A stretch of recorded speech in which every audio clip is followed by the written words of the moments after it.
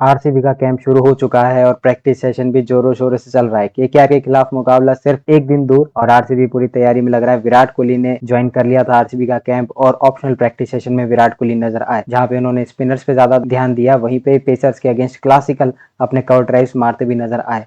रहाणे और विराट कोहली के बीच में कुछ इंटरेस्टिंग मोमेंट्स भी कैप्चर हुए जो देख के काफी अच्छा लगा, क्योंकि अब दोनों ही शायद से टेस्ट क्रिकेट कभी नहीं खेलेंगे। रहाणे ने तो ऑफिशियली डिक्लेयर नहीं किया, लेकिन कैप्टन और वाइस कैप्टन थे इंडिया के सबसे सक्सेसफुल टेस्ट टीम के, तो देख के अच्छा लगा। रजत पाटीदार बिल्कुल भी इंजर्ड नहीं लग रहे, और जो खबरें आई भी थी कि वो इंजर्ड है, हो सकता है एज इम्पैक्ट सब खेले, लेकिन उनके हाथ में स्ट्रैपिंग बिल्कुल नहीं देखी गई, तो वही कप्तानी करते आपको केकेआर के खिलाफ नजर आ सकते हैं, जैसे आपने सीजन ओपनर के समय देखा था। रजत ने प्रैक्टिस सेशन में पार्ट लिया, जो 2-3 दिन से वो ले भी रहे, और मिस्ट्री स्पिनर जो आरसीबी के काफी हाईली रेटेड है, उनको एक छक्का लगाया जो सीधा स्टेडियम के बाहर जाके गिरा, तो कॉन्फिडेंस में पूरे नजर आ रहे हैं। कप्तान रजत पाटीदार सीजन की शुरुआत में काफी अच्छे फॉर्म में दिखे थे, लेकिन उसके बाद में थोड़ा सा उनका सीजन जो है डीरेल हो गया था, तो उम्मीद अब रहेगी कि सीजन रीस्टार्ट जब हो रहा है तो उनकी जो फॉर्म है वो वापस आरसीबी को देखने को मिले। उनका हाथ एकदम ठीक लग रहा है, आप मान के चलिए कि केकेआर के खिलाफ वही आपको कप्तानी करते नजर आएंगे। हेजलवुड की जहां तक बात है, हेजलवुड ना तो प्रैक्टिस सेशन में नजर आए, ना अभी तक उनकी बेंगलोर पहुंचने की कोई खबर है, तो जो भी खबर इस समय आ रही कि वो आरसीबी का कैंप ज्वाइन करेंगे, तो मोस्ट प्रोबेबली अगर वो ज्वाइन करते भी हैं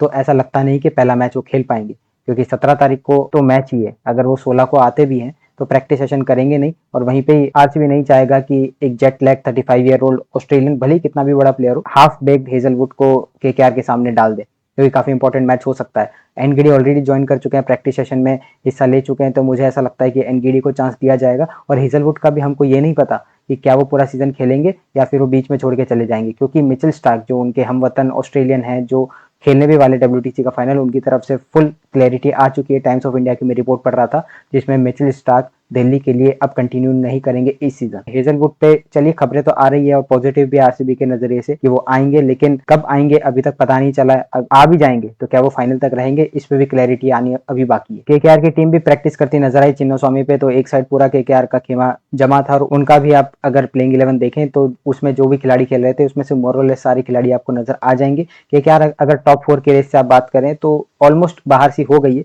लेकिन केकेआर का पलड़ा काफी भारी है चिन्नास्वामी पे। पिछले 5 मैचेस जो चिन्नास्वामी पे केकेआर वर्सेस आरसीबी हुए हैं, उसमें केकेआर की जीत हुई है। लास्ट 2015 था जब आरसीबी ने केकेआर को हराया था। ऐसे इस साल हमने कई सारे रिकॉर्ड तोड़े हैं, जैसे चेन्नई को चेन्नई में हराने का पहला मैच जो हम 2008 में केकेआर से हारे थे, उसका बदला हमने ले लिया। साउथ अफ्रीकन क्रिकेट की तरफ से एक यू टर्न हमें देखने को मिला है, जहां पे कल शाम को खबर आ रही थी कि साउथ अफ्रीका का क्रिकेट बोर्ड मान गया कि जो भी डब्ल्यूटीसी में पार्टिसिपेट करेंगे साउथ अफ्रीका के प्लेयर, वो 3 जून तक रह सकते हैं इंडिया के अंदर।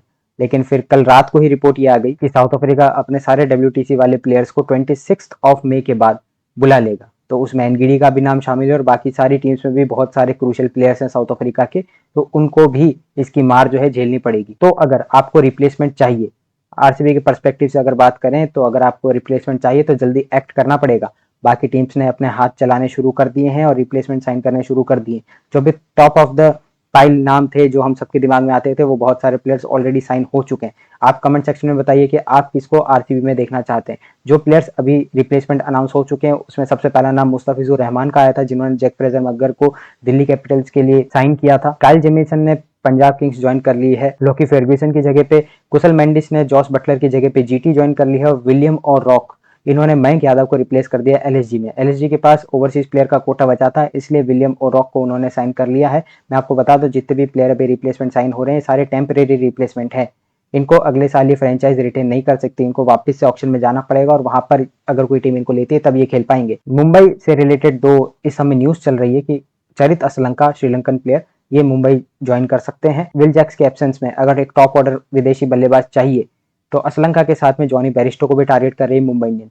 अब ये न्यूज कितनी ठीक है ये तो समय के साथ पता चलेगी, लेकिन काफी क्रेडिबल सोर्सेज से खबर आ रही है। तो बाकी सारी टीम्स लग चुकी है रिप्लेसमेंट ढूंढने के लिए, और वो साइन भी कर रहे हैं, लेकिन आरसीबी की कोई इस समय खबर नहीं आ रही कि आरसीबी किस प्लेयर को चाह रहा है। हालांकि आप पिछले कुछ टाइम से देखेंगे भी तो सब लोग अपने बस राय देते हैं, अपना अंदाजा लगाते हैं कि आरसीबी क्या करने वाली है, लेकिन कभी भी आप नहीं देखेंगे कि बाहर कितनी चर्चा चल रही है आरसीबी की, और अंदर कुछ और ही हो जाता है। जैसे डीके को जब बैटिंग कोच और मेंटोर डिक्लेयर किया गया, जब रातों रात कानों कान किसी को खबर नहीं पड़ी, जब एंडी फ्लावर मोबोवाट को अपॉइंट किया गया, माइक हेसन संजय बांगर को हटाया गया, तब किसी को नहीं पता था उस समय, आपने कहीं भी वो रिपोर्ट नहीं पड़ी होगी। जब मयंक अग्रवाल को इतना रिसेंटली लाया भी गया, जब खबरों का बाजार इतना गर्म रहता है, हमको हर टीम का पहले से पता होता है कि कौन सी टीम किस प्लेयर को टारगेट करे, लेकिन मयंक अग्रवाल रातों रात आरसीबी में आ गए, और सिर्फ हमें तभी पता चला जब आरसीबी ने डाला। तो ये देख सकते हैं कि आरसीबी इस समय काफी कॉन्फिडेंशियल होकर चीजें करती है और एकदम कॉर्पोरेट वर्ल्ड की तरह जैसे स्टेप बाय स्टेप काम होता है वैसे करते हैं। तो अभी तक रिजल्ट तो आए हैं इस सीजन, उम्मीद करेंगे कि आगे वैसे रहेगा। अगर प्लेइंग 11 की बात करें तो मैं अपनी प्लेइंग 11 बता देता हूँ जो केकेआर के खिलाफ मुझे खेलती हुई दिख रही है। आप अपना बताना ओपिनियन की कितनी सही वो 11 आपको लग रही है और आप क्या उसमें चेंज करना चाहते हैं। Virat Kohli Phil Salt open करते नजर आएंगे। नंबर 3 पे मयंक अग्रवाल। स्वस्तिक को मैं देखना चाहता लेकिन मयंक अग्रवाल अभी ट्राइड एंड टेस्टेड हैं, सीजन कैंपेनर हैं, ज्यादा नहीं 2 साल पहले भी आप जाएंगे तो ठीक ठाक बैटिंग आईपीएल में करते थे। पहले जब वो हैदराबाद से खेले तो उनका वो सीजन अच्छा नहीं गया था, तो एक यहाँ से अच्छी रीस्टार्ट आपको मयंक की तरफ से देखने को मिल सकती है। 4 पे पाटीदार, 5 पे जितेश, 6 पे टिम डेविड, 7 पे रोमारियो शेफर्ड, 8 पे कृणाल पांड्या, 9 पे भुवनेश्वर कुमार, 10 पे यश दयाल, 11 पे जॉस हेजलवुड स्लैश एनगिडी, क्योंकि हेजलवुड मुझे लगता नहीं अवेलेबल होंगे केकेआर वाले मैच के लिए, तो उसमें एनगिडी खेल जाएंगे। और सुयश शर्मा बर्थडे बॉय जिनका कल बर्थडे भी था और बढ़िया तरीके से आरसीबी कैंप में उनका बर्थडे मनाया गया। तो ये मुझे लगता है कि प्लेइंग 11 या आजकल कहें तो प्लेइंग 12 मुझे लगती है केकेआर के सामने। मुझे पता है कई लोग इसमें स्वस्तिक चिकारा को देखना चाह रहे होंगे मयंक अग्रवाल की जगह पर, कुछ लोग अपना ओवरसीज प्लेयर जो हमारा फास्ट बॉलर है वो शायद से कुछ लोग कहें अगर एनगिडी को ही आपको खिलाना है तो इससे अच्छा आपको इंडियन प्लेयर खिला लीजिए। वो सबकी अपनी अपनी ओपिनियन हो सकती है, जरूर कमेंट बॉक्स में बताइए। और वेस्ट इंडीज के बोर्ड से जो खबर है उन्होंने तो कहा है भाई खुला आप खेलो आईपीएल, कोई दिक्कत की बात नहीं है। आपका होगा आयरलैंड टूर, आपका होगा इंग्लैंड टूर, उसमें कोई दिक्कत की बात नहीं है। आप तो आराम से आईपीएल खेलो, पूरा आईपीएल खत्म करके ही सब खिलाड़ी आना।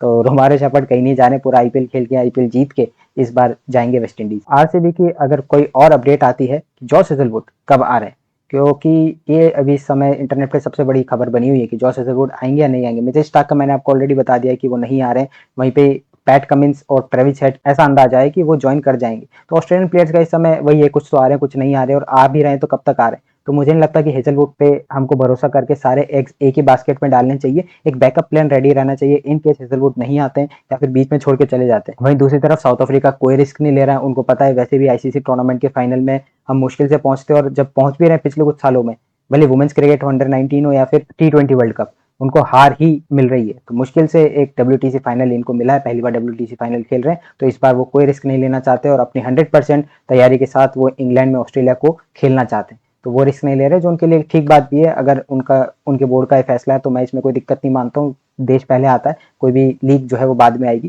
तो आप बताइए आपको क्या लगता है कि एनगिडी या हेजलवुड अगर इनका रिप्लेसमेंट जरूरत होता है तो कौन आरसीबी साइन कर सकती है, क्योंकि बाकी सारे प्लेयर्स तो बाकी टीम्स लेके जा रही है धीरे धीरे।